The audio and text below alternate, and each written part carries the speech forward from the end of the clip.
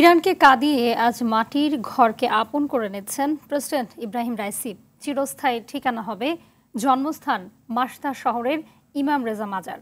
তাকে শেষ বিদায় জানাতে হাজির হয়েছে লাখো মানুষ। শেষকৃত্যে যোগ দিয়েছে রাশিয়ার পার্লামেন্টের চেয়ারম্যান সহ বিশ্ব নেতারা। ইমাম রেজা মাজারের চারপাশে রাইসির বড় বড় ছবি, কালো পতাকা এবং শিয়াদের নানা প্রতীক টানানো হয়েছে। ফারুক হোসেনের রিপোর্ট।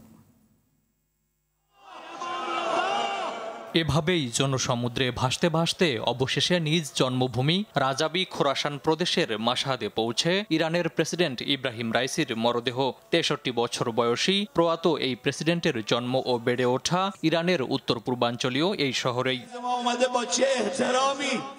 স্থানীয় সময়ে বৃহস্পতিবার দুপুর ২টায় মাশহাদে প্রেসিডেন্ট রাইসির শেষ জানাজা অনুষ্ঠিত হয়। জানাজায় অংশ নেয় তার পরিবারের সদস্য, ইরান সরকারের মন্ত্রী, বিভিন্ন পর্যায়ের কর্মকর্তা সহ সর্বস্তরের জনগণ। অশ্রুসিক্ত নয়নে প্রেসিডেন্টকে শেষ বিদায় জানিয়েছে মাশহাদের লাখো জনতা। পরে শহীদ প্রেসিডেন্ট রাইসিকে মাশহাদের পবিত্র ইমাম রেজা মাজারে সমাহিত করা হবে। গেল রবিবার আজারবাইজান সীমান্তের কাছে একটি বাঁধ উদ্বোধন করে ফেরার পথে হেলিকপ্টার বিধ্বস্ত হয়ে প্রেসিডেন্ট রাইসি ও পররাষ্ট্রমন্ত্রী আব্দুল্লাহিয়ান সহ মোট ৯ জন প্রাণ হারায়। ফারুক হোসেন, RTV।